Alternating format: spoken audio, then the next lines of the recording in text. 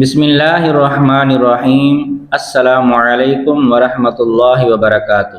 معزز سامعین و ناظرین، مکہ کے معزز لوگوں کی عادت تھی کہ وہ اپنے بچوں کو دودھ پلانے کے لیے گرد و نواح دیہاتوں میں بھیج دیتے تھے۔ دیہات کی صاف ستھری آب و ہوا میں بچوں کی تندرستی اور جسمانی صحت بھی اچھی ہو جاتی تھی، اور وہ خالص اور فصیح عربی زبان بھی سیکھ جاتے تھے، کیونکہ شہر کی زبان باہر کے آدمیوں کے میل جول سے خالص اور فصیح و بلیغ زبان نہیں رہا کرتی تھی۔ اسی وجہ سے اللہ تبارک و تعالیٰ کے پیارے محبوب حضرت محمد مصطفیٰ صلی اللہ علیہ وسلم کو حضرت حلیمہ سعدیہ رضی اللہ تعالی عنہ کے سپرد کر دیا گیا۔ ان کا تعلق قبیلہ بنو سعد سے تھا، جو بنی حوازن کی ایک شاخ تھی۔ یہ قبیلہ عربیت اور فصاحت میں اپنا جواب نہیں رکھتا تھا۔ حضرت حلیمہ سعدیہ رضی اللہ تعالی عنہ اپنے قبیلے کی خواتین کے ساتھ مکہ میں بچے کو رضاعت پر لینے کے لیے آئیں۔ حضرت حلیمہ سعدیہ رضی اللہ تعالی عنہ کی قسمت کا ستارہ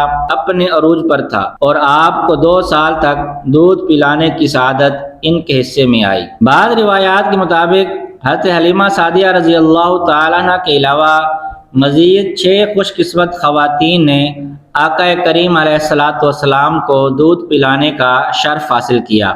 ان تمام عورتوں کو دولت ایمان نصیب ہوئی، جبکہ حضرت حلیمہ کو دودھ پلانے کی خدمت کا یہ انعام ملا کہ ان کا پورا گھرانہ دولت ایمان سے مالا مال ہوا۔ حضرت حلیمہ کے شوہر حضرت حارث صاحبزادے عبداللہ بن حارث اور 2 صاحبزادیاں انیسہ بنت حارث اور جدامہ بنت حارث ہیں۔ جدامہ بنت حارث ہی شیمہ کے نام سے مشہور ہیں، جو اللہ کے آخری نبی کی بڑی رضائی بہن تھیں اور آپ کو گود میں کھلاتی اور لوریاں دیتی تھیں۔ ناظرین، حضرت حلیمہ سعدیہ رضی اللہ تعالیٰ عنہ فرماتی ہیں کہ میں بنی سعد کی عورتوں کے ہمراہ دودھ پینے والے بچوں کی تلاش میں مکہ کو چلی۔ اس سال عرب میں بہت سخت قحط پڑا ہوا تھا۔ میری گود میں ایک بچہ تھا، مگر فقر و فاقہ کی وجہ سے میری چھاتیوں میں اتنا دودھ نہ تھا جو اس کو کافی ہو سکے۔ رات بھر وہ بچہ بھوک سے تڑپتا اور روتا بل بلاتا رہتا تھا، اور ہم اس کی دل جوئی اور دلداری کے لیے تمام رات بیٹھ کر گزارتے تھے۔ ایک اونٹنی بھی ہمارے پاس تھی، مگر اس کے بھی دودھ نہ تھا۔ مکہ مکرمہ کے سفر میں جس خچر پر سوار تھی وہ بھی اس قدر لاغر تھا کہ قافلہ والوں کے ساتھ نہ چل سکتا تھا۔ میرے ہمراہی بھی اس سے تنگ آ چکے تھے۔ بڑی بڑی مشکلوں سے یہ سفر طے ہوا۔ جب یہ قافلہ مکہ مکرمہ پہنچا تو جو عورت رسول اللہ صلی اللہ علیہ وسلم کو دیکھتی اور یہ سنتی کہ یہ یتیم ہے تو کوئی عورت آپ کو لینے کے لیے تیار نہیں ہوتی تھی، کیونکہ بچے کے یتیم ہونے کے سبب سے زیادہ انعام و اکرام ملنے کی امید نہیں تھی۔ ادھر حضرت حلیمہ سعدیہ رضی اللہ تعالیٰ عنہ کی قسمت کا ستارہ ثریا سے زیادہ بلند اور چاند سے زیادہ روشن تھا۔ ان کے دودھ کی کمی ان کے لیے رحمت کی زیادتی کا باعث بن گئی، کیونکہ دودھ کم دیکھ کر کسی نے ان کو اپنا بچہ دینا گوارا نہ کیا۔ حضرت حلیمہ سعدیہ رضی اللہ تعالی عنہا نے اپنے شوہر حارث بن عبد العزیٰ سے کہا کہ یہ تو اچھا نہیں معلوم ہوتا کہ میں خالی ہاتھ واپس جاؤں، اس سے تو بہتر یہی ہے کہ میں اس یتیم ہی کو لے چلوں۔ شوہر نے اس کو منظور کر لیا، اور حضرت حلیمہ سعدیہ رضی اللہ تعالی عنہا اس در یتیم کو لینے کے لیے روانہ ہو گئیں۔ حضرت حلیمہ سعدیہ رضی اللہ تعالی عنہا جب اللہ رب العزت کے پیارے نبی حضرت محمد مصطفیٰ صلی اللہ علیہ وسلم کو لینے کے لیے آپ کے مکان عالی شان پر پہنچیں تو آپ فرماتی ہیں کہ میں نے دیکھا کہ آپ سفید کپڑے میں لپٹے ہوئے ہیں اور آپ کے پاس سے خوشبوئیں اٹھ رہی ہیں۔ سبز رنگ کا ریشمی کپڑا نیچے بچھا ہوا ہے، پیٹھ کے بل آرام فرما ہے۔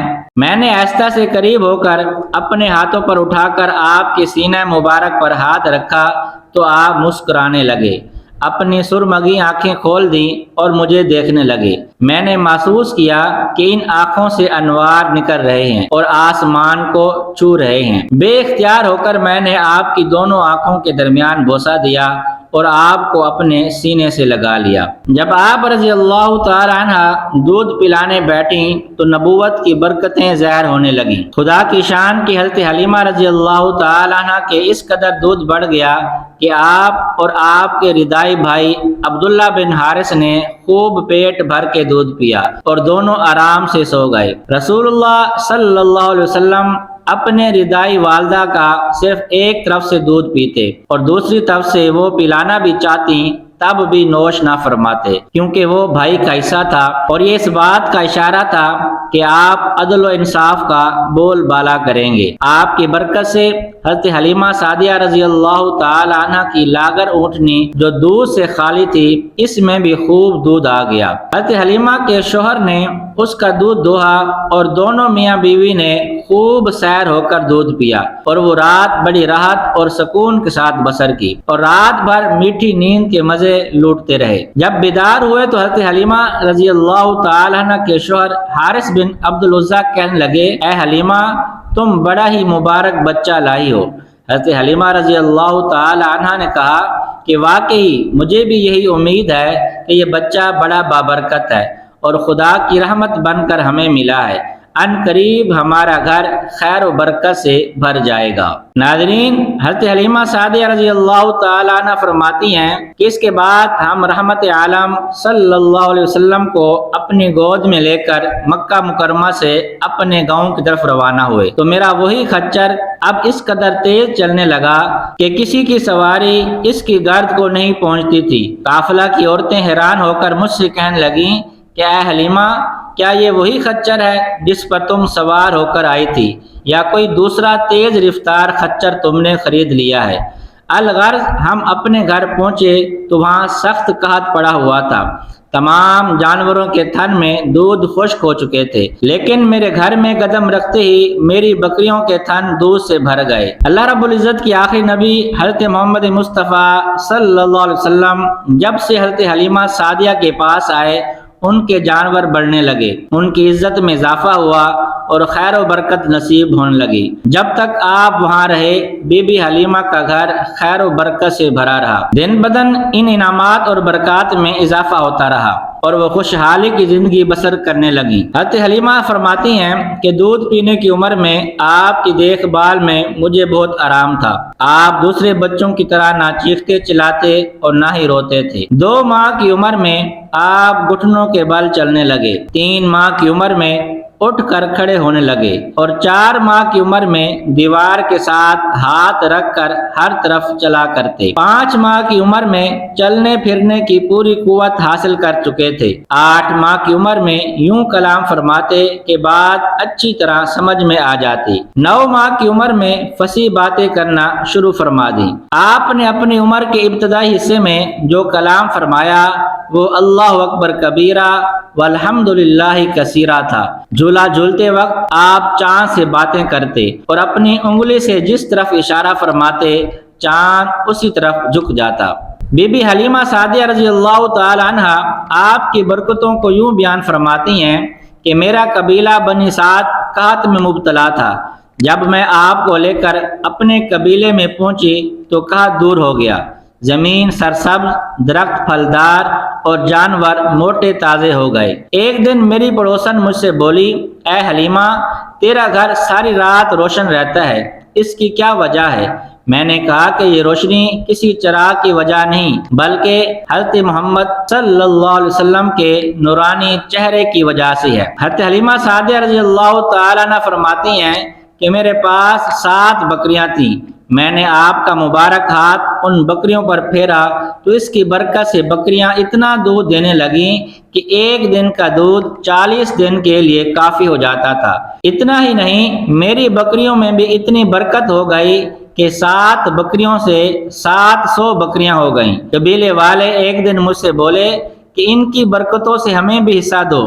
چنانچہ میں نے ایک تالاب میں آپ صلی اللہ علیہ وسلم کی مبارک پاؤں ڈالے اور قبیلے کی بکریوں کو اس تالاب کا پانی پلایا تو ان بکریوں نے بچے پیدا کیے اور قوم ان کے دودھ سے خوشحال اور مالدار ہو گئی۔ آپ کو لڑکے کھیلنے کے لیے بلاتے تو آپ ارشاد فرماتے کہ کہ مجھے کھیلنے کے لیے پیدا نہیں کیا گیا۔ آپ میرے بچوں کے ساتھ جنگل جاتے اور بکریاں چرایا کرتے تھے۔ ایک دن میرا بیٹا مجھ سے بولا، امی جان، حضرت محمد صلی اللہ علیہ وسلم بڑی شان والے ہیں، جس جنگل میں جاتے ہیں ہرا بھرا ہو جاتا ہے، دھوپ میں ایک بادل ان پر سایہ کرتا ہے، ریت پر آپ کے قدم کا نشان نہیں پڑتا، اور پتھر ان کے پاؤں تلے خمیر کی طرح نرم ہو جاتا ہے اور اس پر قدم کا نشان بن جاتا ہے، جنگل کے جانور آپ کے قدم چومتے ہیں۔ ناظرین، حضرت حلیمہ سعدیہ رضی اللہ تعالی عنہا اور ان کا خاندان قدم قدم پر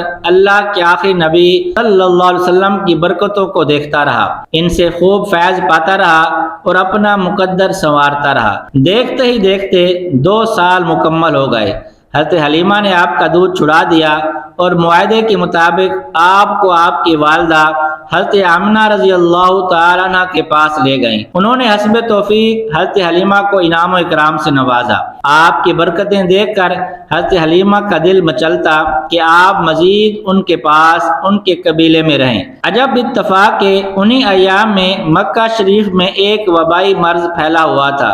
حضرت حلیمہ سعدیہ رضی اللہ تعالی عنہا نے وبائی بیماری سے بچانے کے لیے حضرت آمنہ کو اس بات پر راضی کر لیا کہ وہ حضور کو مزید کچھ مدت کے لیے ان کے قبیلے بھیج دیں۔ یوں حضرت حلیمہ کی دلی مراد پوری ہوئی اور ایک بار پھر بی بی آمنہ کے چاند سے ان کا آنگن روشن ہو گیا، اور اللہ کے آخری نبی کی برکت والے وجود کی بدولت ان کا مکان دوبارہ سے رحمتوں اور برکتوں کے کان بن گیا۔ آپ تقریباً 4 سال تک قبیلہ بنو سعد میں برکتیں لٹاتے رہے۔ وہاں آپ نے اپنی ردائی بہن بھائیوں کے ساتھ بکریاں بھی چرائیں۔ بکریاں چراگاہوں میں لے جا کر ان کی دیکھ بھال کرنا یہ تقریباً تمام انبیاء کرام کی سنت ہے۔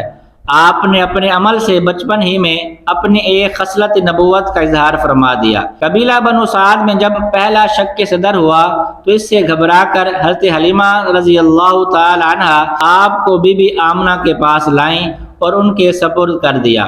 اس کے بعد آپ اپنی والدہ ماجدہ کی گود میں پرورش پانے لگے۔